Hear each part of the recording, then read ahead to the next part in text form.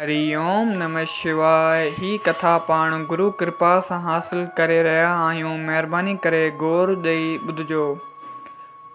हिकिड़ो वॾो तबीब हुओ। डॉक्टर हुओ जो अखियुनि जो ख़ासि इलाज कंदो हुओ।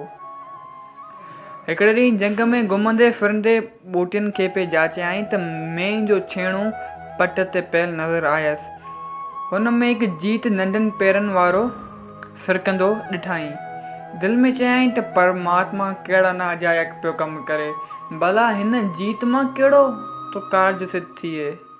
ख़सूसन हिन जा पेर त निकम्मा आहिनि जो खेसि उॾामण बि मदद नथा करे सघनि। ही ख़्यालु करे हू घर मोटी आयो। कुदरत अहिड़ी जो थोरनि ॾींहंनि खां पोइ अची संदसि अखियुनि में सूरु पियो। ॾींहों ॾींहुं व्यस वधंदो। पंहिंजा आज़मायल समूरा इलाज करे बीठो पर कुझु कोन वरियो। नेठि अखियूं सफ़ा जॾियूं थी पयसि। हिकु ॾींहुं लठ जे आधार ते गटीअ माथे लंघियो त हिकिड़ी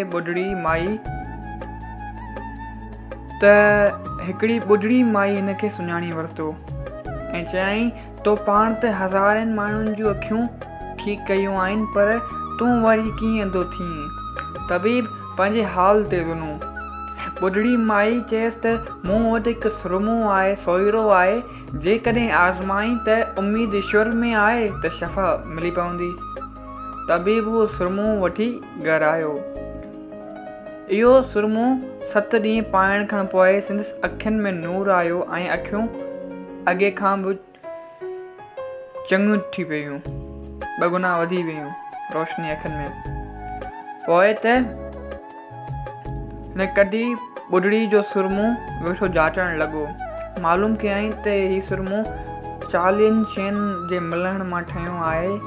तंहिं मां 39 शयूं त पाण अॻु में आज़माए चुको हुओ।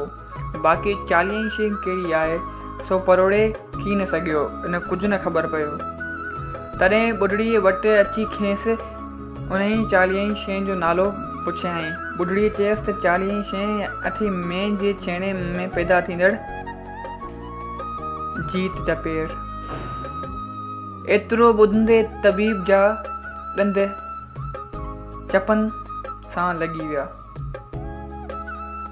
जंग में जंहिं जीत जे पेरनि खे निकम्मो सम्झो वियाईं, से अची खिन अॻियां फिरणु लॻसि। बेइख़्तियार चई ॾिनई त वाह ईश्वर वाह। पंहिंजे जोड़ जिन पेरनि खे मूं अजायो थे सम्झो तिन में तो अखियुनि जो नूर भरे छॾियो आहे।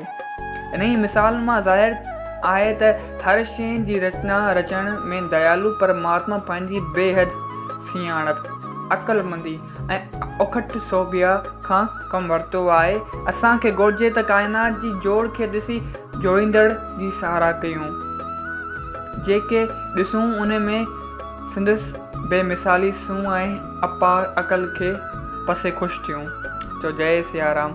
अगरि ही नंढड़ी मिसाल तव्हांखे वणी आहे त हिन कथा खे पंहिंजनि सां गॾु शेयर कयो। हिन कथा मां पाणखे इहो सबक़ु मिले थो त कंहिं शइ खे सोची सम्झी कुझु न चवणु खपे। हिन उन जीव जे पेरनि खे निकम्मो चयो, वापसि अॻियां अची उहे ई हिन जे कमु आया। दुनिया में हर शइ जो पंहिंजो पंहिंजो कमु आहे। तंहिं करे भॻवानु ठाहियो आहे। कंहिंखे बि ख़राबु न चवणु खपे या यूज़लेस कंहिं कम जी न चवणु खपे। तो जय सियाराम। अगरि हीअ कथा तव्हांखे वणी आहे त हिन कथा खे पंहिंजनि सां गॾु शेयर कयो। ऐं अगरि अव्हांखे अहिड़ियूं ई नंढड़ियूं कथाऊं या असांजूं सीरीज़ में कथाऊं ॿुधणियूं आहिनि त YouTube चैनल आत्म ज्ञान ते वञी विज़िट कयो ऐं लाभ पायो। जय सियाराम।